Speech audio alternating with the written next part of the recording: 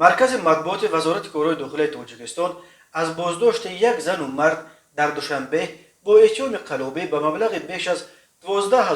خبر دادند. بنا به فرضیه تفتیشات، این زن و مرد هر دو 31 ساله از 3 نفر علاهده با وعده به دانشگاه داخل کردن آنها یا فرزندانشان در مجموع $12,100 گرفته این همه مبلغ بزرگ را به منفعت خود صرف کردند و کار آن شهروندان فریب خورده را بود نکردند. بنا به اطلاع وزارت کارهای داخله به شعبه وزارت کارهای داخلی 2 در نویه سینا با عریضه زن 33 ساله ساکن نویه فیض‌آباد مراجعت نموده است که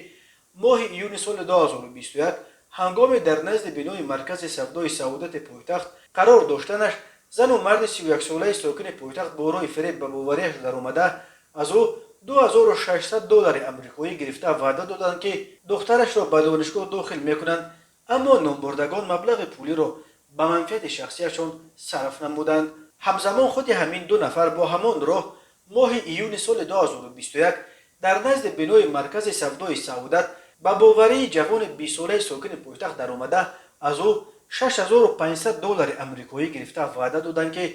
او را به دانشگاه داخل میکنند، اما نامبردگان مبلغ پولی را به منفعت شخصیشان صرف نمودند. همچنین می افزاید مرکز مطبوعات وزارت کارهای داخله نامبردگان باز با امین راه